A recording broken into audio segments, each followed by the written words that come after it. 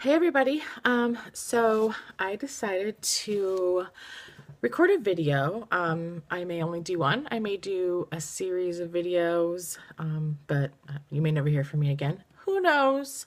It'll be a surprise. But I wanted to sort of document the process or journey or whatever you want to call it of me sort of trying to tackle my PCOS.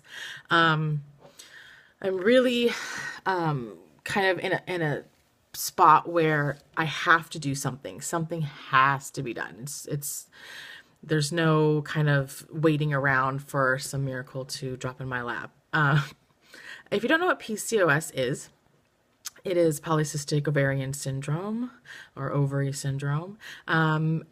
Basically what that means is it's caused by too many male hormones in your system. So all women have male hormones like testosterone in your body. However, women with PCOS have elevated levels of those hormones. So it causes stuff like hair growth in weird places. Most women have like the random chin hair, that pops up that you keep those tweezers in your purse for, that you happen to see in the mirror at the grocery store when you're in your car about to get out to go shopping. And you're like, oh my God, there's the chin hair. So it's kind of like that, but a lot of women with PCOS have it way more severe. Like there are women with PCOS who have like full-on beards that have to shave or wax or whatever. I don't particularly have the issue with the hair growth. I have like peach fuzz on my face that I've always had, but not the bad hair growth. But it's a very common symptom of PCOS. Another symptom is irregular periods or missed periods. For me, when I'm not on birth control, I generally get 3 to 4 periods a year. And when they do come, watch out. They're extremely painful, very heavy. They last a long time, and it's just generally not fun. The cramps are out of control. It causes infertility. Again, you don't get your period, you're not ovulating properly or whatever. And so it's very hard to get pregnant. I got off birth control and it took me about 6 years to get pregnant. And I only got pregnant because I was on metformin, which I'll talk about in a second. Some other things it causes are obesity due to insulin resistance, which for me caused liver disease because, your liver processes. I'm not a doctor, so I'm not going to sit here and try to explain to you that side of things because I don't want to give people bad information or bad advice. But basically, yeah, it caused liver disease for me. It caused my liver to start storing fat from the insulin resistance, and it causes some pretty bad brain fog, so I may kind of like drop off here and there. Fatigue, really strong fatigue. Like I can go to bed and sleep for 10 hours and wake up and feel like I never went to sleep. What else? Acne. So like, I don't know if you can see, I have like acne on my chin right now going on pretty good. I'm in this weird light, so it's kind of hard to see, but yes, I have some massive acne going on. When you're on birth control, it tends to most of the symptoms tend to just dissipate. When I was pregnant, it was glorious. I had no symptoms, no issues. My liver numbers went back to normal while I was pregnant. I lost 40 pounds when I was pregnant. Because that's another thing, is that when you have PCOS, it is darn near impossible to lose weight. I mean, it's like 2 steps forward, 5 steps backwards kind of thing. I mean, I can look at a cookie and gain 5 pounds if I am not on birth control or not pregnant. And so, and I'm 38. I don't want to be on birth control well into my 40s or whatever. I smoked for, 25 years. So it kind of scares me. So I've been trying to tackle it naturally. And it's discouraging. PCOS also causes anxiety and depression. I have severe anxiety. I've had it for 20 years. I've always struggled with depression off and on. So basically what I started doing was, I saw a GI doctor who was fantastic. I loved her. She really explained to me what was going on in my body, and she got me on metformin, which is a diabetes drug. And I'm not diabetic, but I'm pre-diabetic. I'm like right there. My A1C is right on that borderline of being diabetic. But the metformin helps with the insulin resistance and helps to regulate your periods, and it also can help you get pregnant, which it did for me. I was on a low dose, and we increased it very slowly. By the time I got to 1,500 milligrams, I was pregnant within about 2 weeks. And I stopped taking the metformin after I had the baby. I had lost a bunch of weight. I was feeling really good. I thought maybe the PCOS won't come back. That was a big mistake. I was wrong, because it came back full force. I got my period after I had the baby, but the last period I got was in May, and we are almost at the end of September. So do the math. And then I gained back all the weight that I lost. I gained back 40 pounds plus more. I am the heaviest weight I've ever been in my entire life. I am so uncomfortable doing just basic things like taking a shower.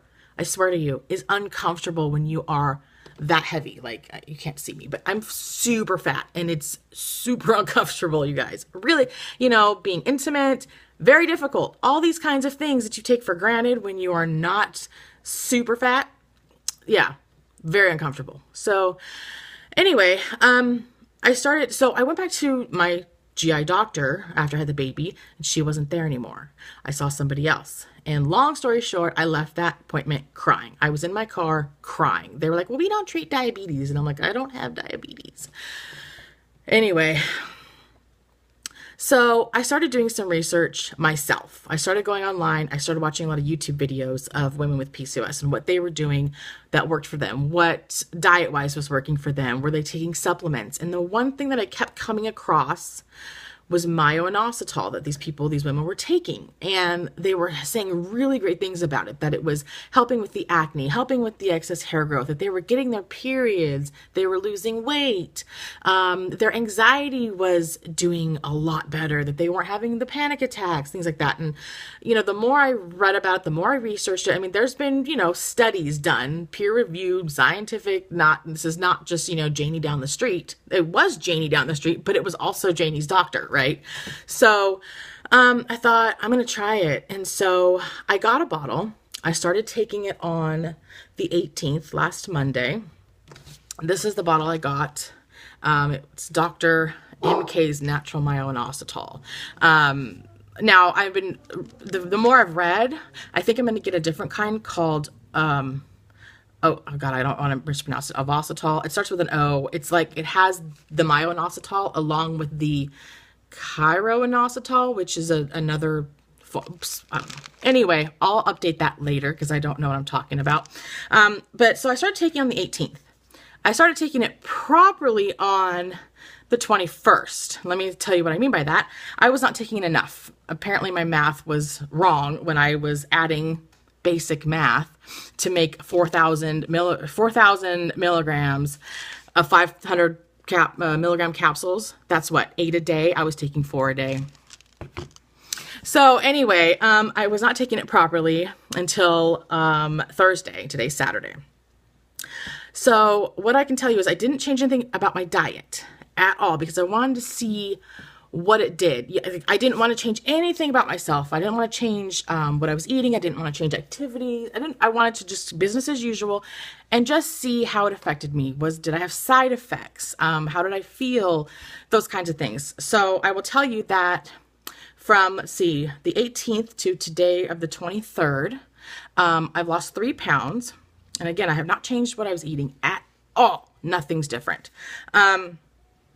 My mood has been, what I noticed right away, in fact, the first couple days I noticed that I was like just happy. Like I wasn't like on a high or anything, but I felt like happy, like my mood, like it was in a good mood. I wasn't bitchy. I wasn't, irritated, like, which I am a lot of the time. Having PCOS is kind of like having PMS all the time. Like you get cramps and you don't have your period. I didn't have any cramping. So yeah, my mood was great. I felt pretty good. I didn't have any panic attacks. In fact, the third day I took it, I was like, have I got dizzy in the past couple days? Like I get vertigo really bad every day on a daily basis. That's been happening to me for about 7 years now. I didn't have any vertigo. I haven't had any vertigo, which I thought was kind of interesting. So no dizziness, no panic. My mood was pretty good. I noticed that I wasn't craving sugar as much as I normally crave sugar, which is pretty intense. Like at nighttime, I would crave carbs and sugar pretty bad. I mean, it was like I would be digging through the pantry, like I know I have chocolate chips somewhere here, right? I wasn't doing that at all. I would eat my dinner, and not even as big of a portion as I would normally eat at dinner. And then I would be satisfied and I would be okay. Like didn't feel like I'm starving all the time. Didn't feel anything like that. Felt fine. So I did eat a bit less. Definitely did not have as much sugar as normal. So yeah, I'm gonna my goal is to maybe once a week or maybe every 2 weeks, maybe once a month, maybe never again, who knows? But my goal is to make some update videos. Next week, I'm going to try to attempt some dietary changes. If you have PCOS or know somebody who does and have tried some diets or some types of, eating habit changes that have worked for you and you have PCOS, I'm not looking for diet advice from somebody who does not have PCOS, because what works for you probably isn't going to work for me. So yeah, if you've tried certain things and they've worked, I would love to hear it. And I will update you guys, hopefully, maybe in a week or two, and I'll let you know how it's going. And wish me luck with my new fancy Myo-Inositol. I'm also taking the metformin again, the same dose I was taking before I had the baby.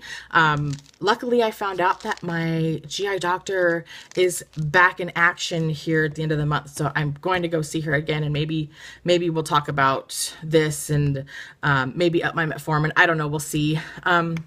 But wish me luck, and hopefully you'll see me soon.